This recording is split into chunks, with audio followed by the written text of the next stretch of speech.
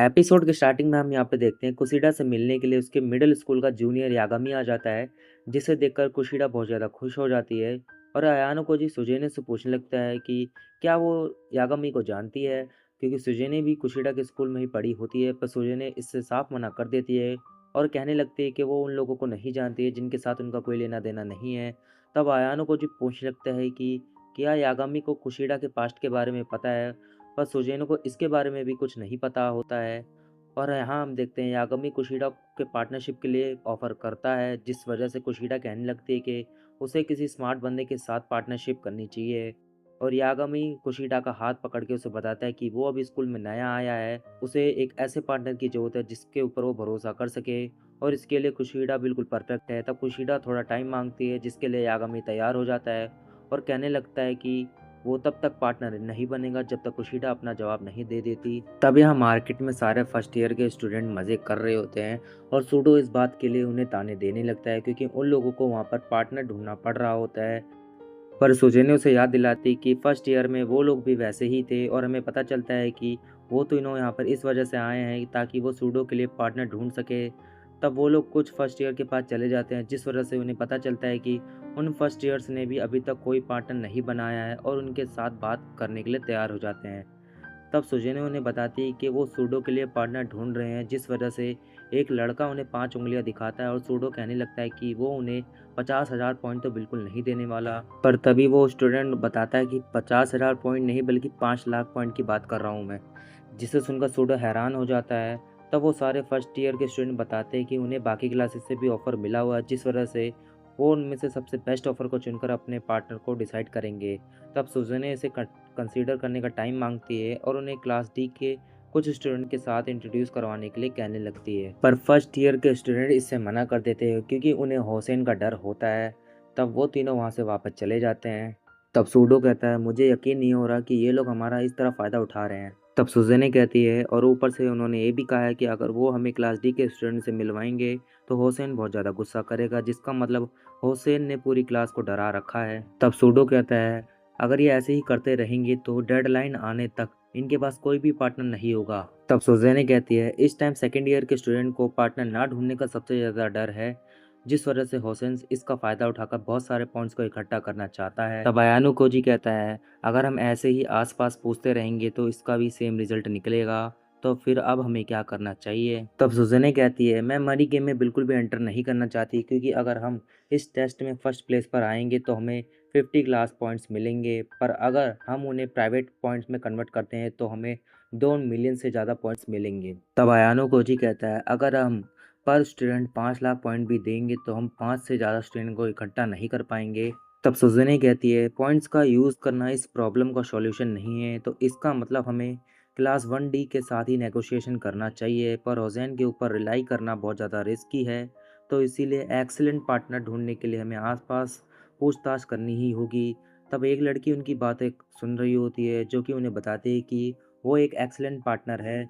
तब वो लड़की अपना नाम इचिका बताती है और वो क्लास 1A से बिलोंग करती है और उसका एकेडमिक अचीवमेंट ग्रेड A होता है, जिस वजह से वो उन्हें पार्टनरशिप का ऑफर करती है। पर सुजिने उससे पूछने लगती है क्या वो सूडो के साथ पार्टनरशिप करेगी। तब इचिका कहती है, आपकी एकेडमिक रेटिंग तो E+ है ना, पर कोई बात नहीं, मैं आपका साथ देने के लिए तैयार हूँ, क्योंकि मुझे स्ट्रॉन्ग मैन बहुत ज़्यादा पसंद है।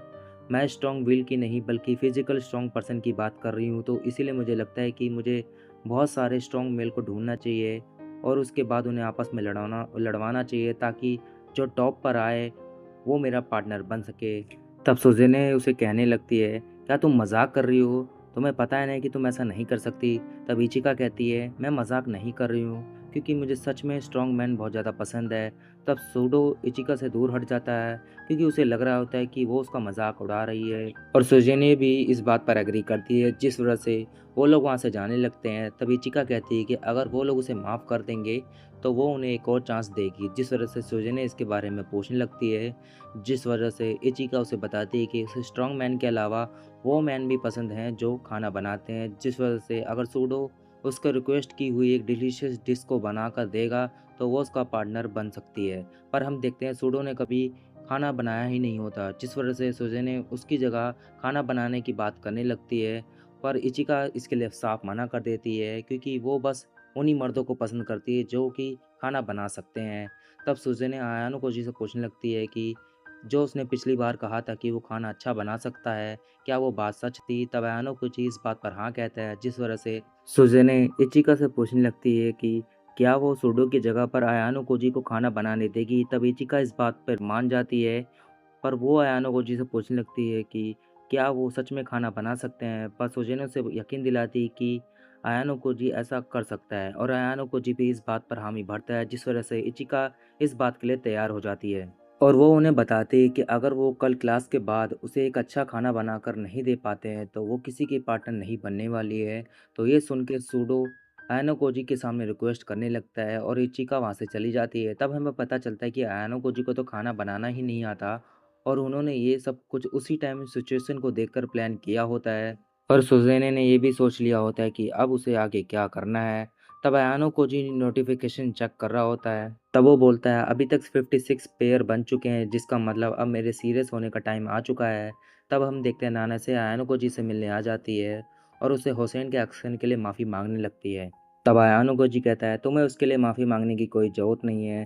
तब नाना से कहती है मैं उसके साथ आई थी ताकि कुछ भी उल्टा सीधा ना कर सके, पर मैं इसमें फ़ेल हो गई और इसी वजह से मैं माफ़ी मांग रही हूँ। तब अयानो कोजी सोचने लगता है ये तो बहुत ज़्यादा वेल मैन्ड और पोलाइट और अच्छे ग्रेड्स लाने वाली लड़की है, तो आखिरकार ये क्लास डी में क्या कर रही है? और ऊपर से जिस तरह से ये मुझे देख रही थी, वो मुझे कुछ ठीक नहीं लग रहा है। तब नाना से इससे पूछने लगता है, क्या तुमने अभी तक कोई पार्टनर बनाया? नाना से कहती है, नहीं अभी नहीं। कुछ लोगों ने मुझे ऑफ़र तो किया है, पर मैंने अभी तक डिसाइड नहीं किया है। तब अयानो कोजी कहता है, क्या ऐसा नहीं हो सकता कि दोनों ईयर्स की क्लास डी साथ मिलके एक दूसरे के पार्टनर्स ढूँढने में मदद करें? तब नाना से कहती है तो क्या आप अलायंस की बात कर रहे हैं? तब आयानो कोजी कहता है तुमने बिल्कुल सही कहा। तब नाना से कहती है मैं भी इसके फेवर में हूँ, पर फिर भी सबसे बड़ी प्रॉब्लम होसैन है, क्योंकि बहुत सारे स्टूडेंट होसैन से डरते हैं, जिस वजह से वो सब भी वही कर रहे हैं जो होसैन उन्हें करने के लिए कह रहा है। तब आयानो कोजी कहता है क्या तुम्हारी क्लास में तुम्हारी कोई स्पेशल पोजीशन है, क्योंकि तुम्हें देखकर लग नहीं रहा कि तुम होसैन से डरती हो। तब नाना से कहती है ये इस वजह से क्योंकि मैं वायलेंस के आगे नहीं झुकती हूँ। तब आयानो कोजी कहता है अगर हुसैन डिसाइड करेगा कि तुम्हारी क्लास की पॉलिसी क्या होगी, तो मुझे नहीं लगता कि वो मेरे ऑफर पर एग्री करेगा। तब नाना से कहती है अगर आप फिर भी इस सिचुएशन के बावजूद भी ये करना चाहते हैं, तो मैं नेगोशिएशन सेटअप कर सकती हूँ। तब आयानो कोजी कहता है अगर ऐसा हो सकता है तो सुजेने इस बात से बहुत ज़्यादा खुश होगी। तब नाना से कहती है क्या सुजेने दीदी आपकी क्लास की लीडर हैं?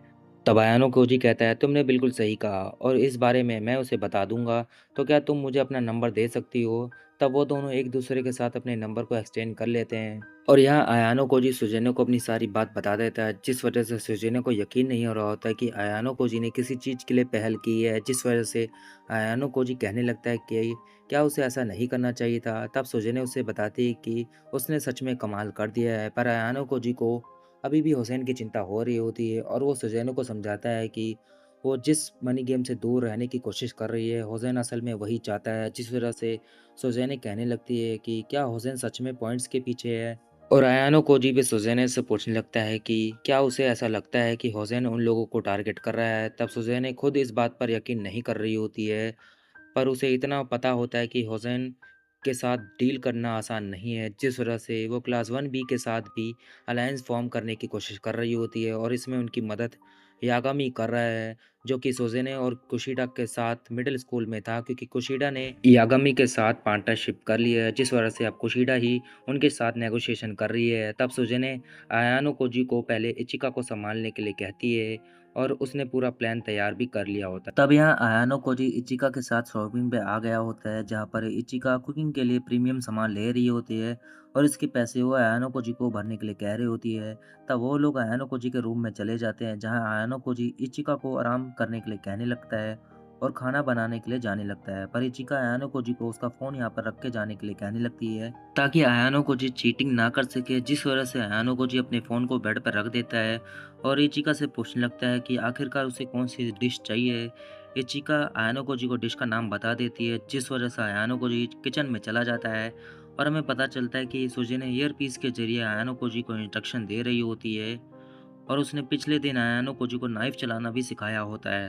तब थोड़ी देर बाद आयानो कोजी डिश को तैयार करके ले आता है और उसे देखकर इचिका को ऐसा लग रहा होता है कि वो बहुत ज़्यादा टेस्टी है, जिस वजह से वो उसे बड़े मज़े से खाने लगती है और हम देखते हैं उसे वो डिश बहुत पसंद आती है। तब आयानो कोजी उससे पूछने लगता है कि आखिरकार उसका डिसीज़न क्या है और इचिका उसे बताती है कि उसकी डिश पास होने के लायक तो नहीं थी, पर उसके लिए उसने बहुत ज़्यादा मेहनत की है और उसके लिए शॉपिंग भी की है, जिस वजह से वो सूडो के साथ पेयर करने के लिए तैयार है।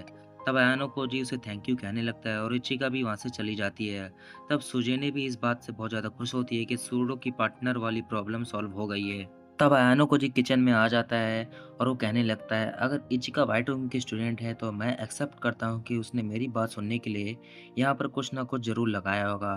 पर अब जब उसने मुझे छोड़कर सूडो के साथ पार्टनरशिप कर ली है, तो इससे ये क्लियर हो जाता है कि वो व्हाइट रूम की स्टूडेंट तो बिल्कुल भी नहीं है। तब अयानो कोजी को नानासे का मैसेज आ जाता है, जो कि अगले दिन क्लास के बाद मिलने के लिए बुला रही होती है।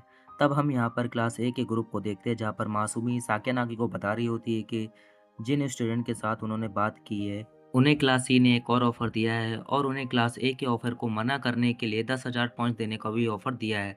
तब साकेनागी को एहसास हो जाता है कि रोयन उनके साथ लड़ना चाहता है, जिस वजह से वो फर्स्ट ईयर को ये बताने के लिए कहने लगती है कि वो भी रोयन के ऑफ़र को मैच करेंगे। पर वो साथ में ये भी कहते हैं कि अगर फर्स्ट ईयर के स्टूडेंट उनके साथ पार्टनरशिप करने के लिए मान जाते हैं, तो भी उन्हें पार्टनरशिप फ़ॉर्म करने की कोई ज़रूरत नहीं है। जिस वजह से मासूम भी पूछने लगती है कि आखिरकार चल क्या रहा है? क्योंकि उसे कुछ समझ नहीं आ रहा होता है। तब साकेनागी उसे समझाने लगती है कि चाहे रोयन की स्ट्रैटेजी अच्छी हो, पर उसने एक गलती कर दी है, क्योंकि वो उन सारे स्टूडेंट को ऑफ़र दे रहा है जिन्होंने क्लास ए को भी ऑफ़र दिया है।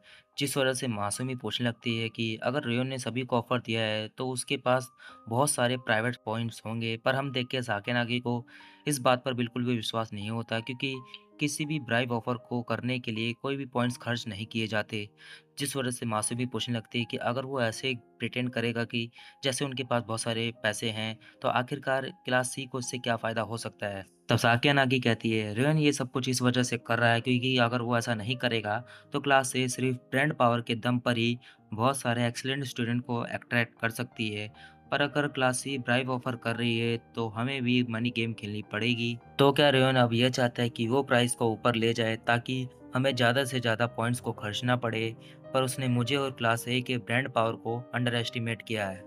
तब यहाँ क्लास सी की भी मीटिंग चल रही होती है, जहाँ एल्बर्ट रेयन को बताता है कि जिन क्लास बी फर्स्ट ईयर को उन्होंने 2 लाख पॉइंट देने का ऑफ़र दिया था, उन्हें और भी ज़्यादा ऑफ़र्स मिल रहे हैं, जिस वजह से ये भी कोई चिंता करने लगते हैं। पर रेयन उन्हें चिंता करने से मना करता है और फर्स्ट ईयर की क्लास बी के स्टूडेंट को ये बताने के लिए कहने लगता है कि वो लोग उन्हें टेस्ट के होने से पहले 1 लाख पॉइंट देंगे और टेस्ट के बाद 2 लाख पॉइंट और देंगे। रोहन को इस बात पर यकीन होता है कि इतने सारे पॉइंट्स होने के बावजूद भी उन फर्स्ट ईयर स्टूडेंट को चैन नहीं मिलेगा और वो ये उम्मीद करेंगे कि साकिया नागी भी उन्हें और ऑफर देगी, जिस वजह से इबुकी पूछने लगती है कि क्या उनका ये प्लान फेल नहीं हो जाएगा, क्योंकि चाहे वो लोग सेम पॉइंट्स को ऑफर करें, पर क्लास ए की ब्रांड पावर उन्हें हरा सकती है। जिस वजह से रेयन कहने लगता है कि क्लास ए की ब्रांड पावर टेम्परेरी है और इसी जाके पूछने लगता है कि अगर वेडिंग ऐसे ही ऊपर चलती रही तो वो लोग क्या करेंगे। जिस वजह से रेयन उसे समझाता है कि वो लोग पे नहीं करेंगे, क्योंकि वो सब कुछ इस वजह से कर रहा है ताकि वो सिर्फ फर्स्ट ईयर की क्लासेस के स्टूडेंट को अच्छे से जान सके, क्योंकि उसे पूरा यकीन है कि जो लोग आज पॉइंट के खातिर पिघल सकते हैं, वो आगे भी पॉइंट के खातिर उनके लिए काम आ सकते हैं। तब रोहन उन्हें ये भी बताता है कि वो छोटे मोटे क्लासेस पॉइंट को किसी को भी नहीं देने वाला है, क्योंकि अगर उसे क्लास ए को हराना है तो उसे बहुत बड़े क्लास पॉइंट को ऑफर करना होगा। तब आयानो कोजी और सुजने नानेसे से मिलने लाइब्रेरी चले जाते हैं, जहाँ पर उनकी मुलाकात क्लास ई के स्टूडेंट ह्योरी से होती है, जिस वजह से अयानो कोजी उसे क्लास ई की चीज़ों के बारे में पूछने लगता है और ह्योरी उन्हें बताती है कि वहाँ पर सब कुछ सही चल रहा है। तब यहाँ सुजने अयानो कोजी को बताती है कि अगर उन्हें आगे बढ़ना है तो उन्हें ये जानना ही होगा कि हुसैन क्या चाहता है, जिस बात पर अयानो कोजी भी एग्री करता है।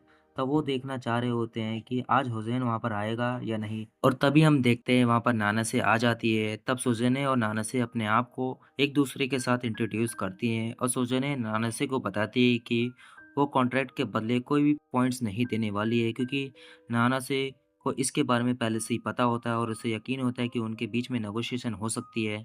तब नानसे कहती है, मैं उम्मीद तो यही कर रही हूँ हुसैन की स्ट्रेटजी पर्सनल सेल्फ इंटरेस्ट के लिए, और अगर ऐसे ही चलता रहा तो जिन स्टूडेंट की एकेडमिक अचीवमेंट लो है तो उन्हें कोई भी पार्टनर नहीं मिलेंगे, पर मुझे सबसे ज़्यादा डर इस बात का है, अगर ऐसे ही हुसैन अपने सेल्फ इंटरेस्ट के लिए काम करता रहा तो हमारी क्लास की यूनिटी टूट जाएगी। तब सुजैने भी इस बात पर एग्री करती है और नाना से उसे बताने लगती है कि वो इसी वजह से अपनी क्लास के लिए वहाँ पर नेगोशिएशन करने आई है, जिस वजह से सुजैने उससे पूछने लगती है कि आखिर क्लास 1D के में कितने लोगों के पार्टनर नहीं मिले हैं, जिस वजह से नाना से उन्हें बताती कि अभी तक टोटल 15 लोगों को पार्टनर नहीं मिले हैं। तब ये सुनकर सुजैने डिसाइड करती है कि वो नानासे के साथ एक लार्ज कॉन्ट्रैक्ट बनाएगी, जिसमें वो लोग एक दूसरे के साथ पार्टनरशिप करेंगे और 15 लोगों को फाइनलाइज़ करेंगे। तब ये सुनकर नानासे हैरान हो जाती है और उसे ये प्रपोज़ल बहुत ज़्यादा पसंद आता है, पर उसे इस बात का यकीन होता है कि होसैन बिना पेमेंट के इसके लिए कभी तैयार नहीं होगा, जिस वजह से सुजैने पूछने लगती है कि आखिरकार ऐसा क्यों है? क्योंकि इससे तो होसैन को कोई भी नुकसान नहीं होने वाला है। तब नानासे कहती है, मुझे पता है कि ऐसी बात है, पर फिर भी मुझे नहीं लगता कि वो इसे अलाउ करेगा। तब अयानो कोजी कहता है, तो ये सिचुएशन है। अब मुझे हुसैन की थिंकिंग के बारे में एक चीज़ समझ में आ गई है और इसी के साथ ये एपिसोड यहीं पे ख़त्म हो जाता है। तो गाइज़ आप कमेंट करके बताइए कि आपको ये एपिसोड कैसा लगा और इसकी एक्सप्लेनेशन कैसी लगी। अगर अच्छी लगी हो तो यार एक लाइक एंड सब्सक्राइब करना मत भूलना। तो चलो तुमसे मिलते हैं इसके नेक्स्ट एपिसोड के एक्सप्लेनेशन वाली वीडियो में। तब तक के लिए टेक केयर, गुड बाय।